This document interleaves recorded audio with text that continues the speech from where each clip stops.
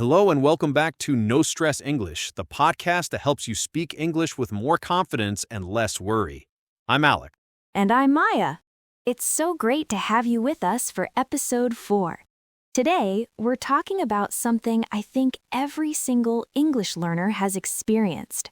Oh yeah, we're talking about that moment in a conversation when the talking stops, and all you can hear is silence, that awkward, uncomfortable silence. Exactly.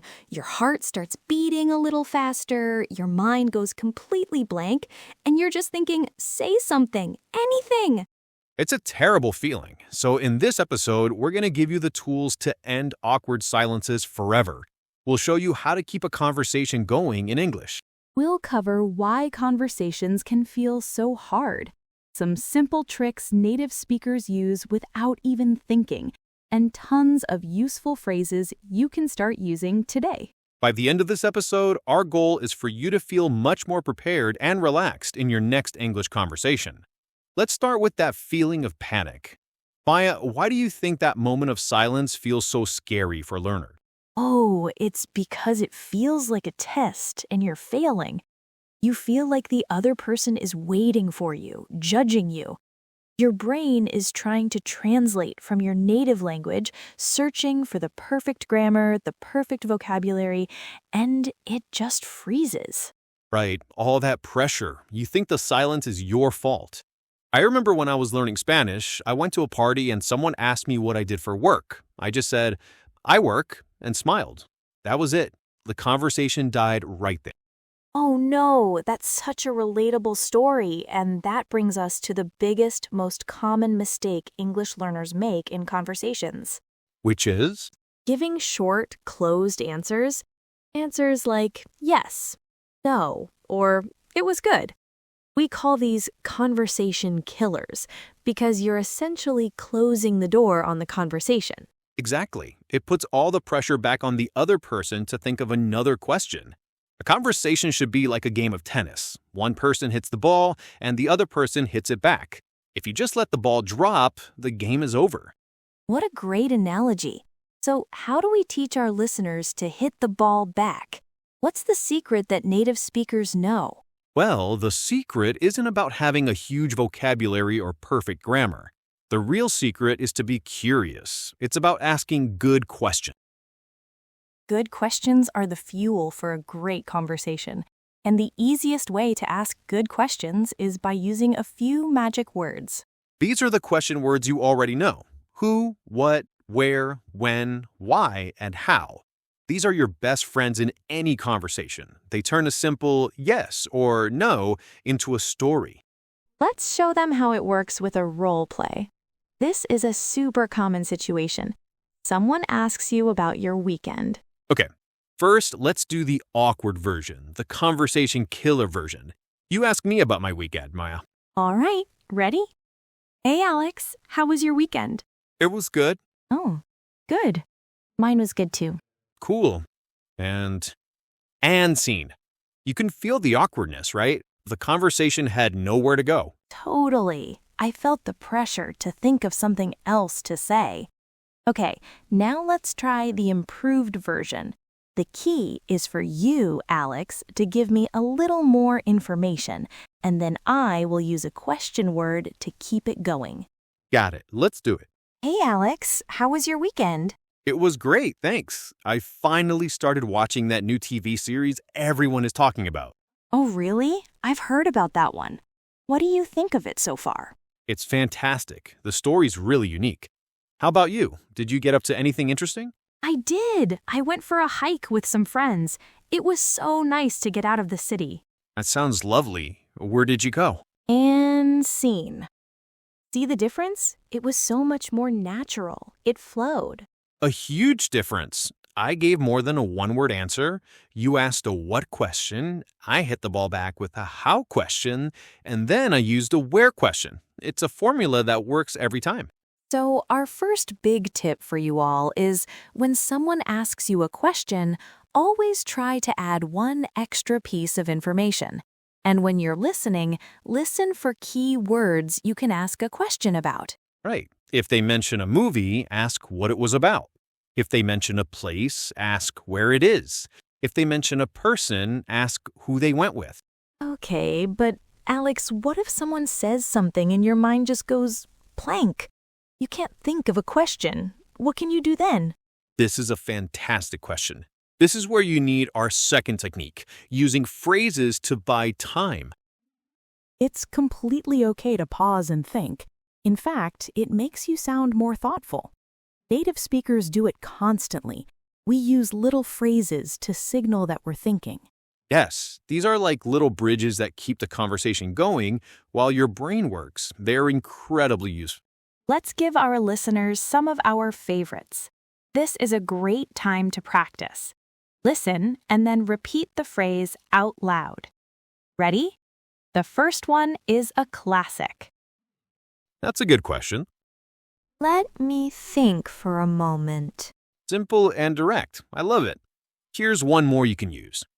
You know, that's an interesting point. I haven't really thought about it before. These phrases are conversational gold. Let's put one into a role play. Imagine we're at a work event making small talk. Okay, let's do the awkward version, where I don't use a time-buying phrase. All right, I'll start. So, Alex, I hear you work in the design department. What's the hardest part about your job? Deadline. Right. Deadlines are hard. And again, the conversation is over. I'm probably going to walk away and find the snack table. Definitely. Now, let's rewind and try that again. This time, I'll use a phrase to buy myself a moment to think of a better, more detailed answer. Okay, same question. So, Alex, I hear you work in the design department. What's the hardest part about your job? That's a good question. Let me think. I would say the hardest part is trying to understand exactly what a client wants, even when they're not sure themselves. It's like being a mind reader sometimes. Oh, I can imagine. That sounds really challenging. How do you handle that? It's all about asking lots of questions. And we can stop there. The difference is huge. That simple phrase, "That's a good question," made the whole interaction smoother and led to a much more interesting answer. It really works. So to recap our first two tips, add extra information to your answers and use phrases to buy time when you need it. Okay, that brings us to our third powerful technique. This one is about what you do when the other person is talking. It's about how to show you're interested, even if you don't know what to say next. This is the art of active listening. People love to talk to good listeners. If you can make someone feel heard, they will think you're a fantastic conversationalist. Exactly. And you do this with very small words and sounds. These are response tokens. Things like, right, yeah. And also short phrases that show your reaction, like, oh wow, really? That's interesting. Or, I see.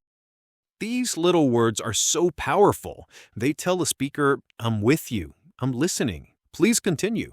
It encourages them to keep talking. Another great active listening trick is to repeat one or two key words from their sentence. For example, if your friend says, I was so tired yesterday, I slept for 10 hours. You could say, 10 hours? Wow. Exactly. That simple echo shows you were paying attention and invites them to say more about it. It keeps the ball in their court for a moment longer, giving you more time to think. It's a low-effort, high-reward strategy. Okay, so we've learned how to start a conversation and how to keep it going. But what about ending it? Sometimes that can be just as awkward. So true. You can't just turn around and walk away. You need a polite way to signal that the conversation is over. You need an exit strategy. Let's do our final role play. How to exit a conversation. First, the awkward bad way. We've been talking for a bit. What do you do? Okay, I have to go now. Bye. Oof, a little cold, a little abrupt. It makes me feel like you didn't enjoy talking to me. Right? Not a great feeling. The key to a good exit is to be warm and positive. A good exit line usually has 3 parts: a positive comment, a reason for leaving, and a pleasant closing. Let's try the improved version. Same situation. Okay, well, Alex, it was really great talking to you. I should probably get back to work now, but let's catch up again soon. Definitely. You too, Maya. Have a great afternoon. See? So much better. It was great talking to you is the positive comment. I should get back to work is the reason, and let's catch up soon is the pleasant closing. It's a simple, polite formula you can use in any situation. Some other great ones are, anyway, I don't want to take up any more of your time. Or, it was lovely to meet you. I hope you enjoy the rest of the event. Those are great, Alex, and they lead us to another really important idea. We've talked about asking questions and listening, but conversation is also about sharing. It's a two-way street. All right, let's do it. Tip number 1. Avoid conversation killers. Don't give one-word answers. Always add a little extra detail to keep the door open. Tip number 2. Be a conversation detective. Use the magic question words who, what, where, when, why, and how to ask follow-up questions. Tip number 3. Your brain is blank? No problem. Use phrases like, that's a good question, or let me think, to buy yourself a few valuable seconds. Tip number 4. Be an active listener. Use small words like wow and right to show you are engaged and encourage the other person to continue. And finally, tip number 5. Have an exit strategy. End the conversation politely with a positive comment, a reason for leaving, and a warm closing. Before we go, we want to leave you with one final thought. The most important thing to remember is that conversation is a skill, not a test of your English ability. That's so true. The goal is connection, not perfection. People are not listening for your grammar mistakes. They are listening to you. Be kind to yourself. Every conversation is just practice.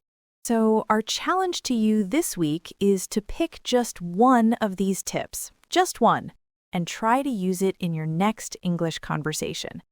Maybe you'll try adding one extra detail to an answer or using one follow-up question. Let us know how it goes. That brings us to the end of episode 4 of No Stress English. Thank you so much for tuning in. If you found this episode helpful, we would love it if you'd subscribe to our channel and leave a comment below. Tell us which tip you're going to try first. Your support helps us create more content for learners just like you. Until next time, keep practicing and stay positive. Bye, everyone!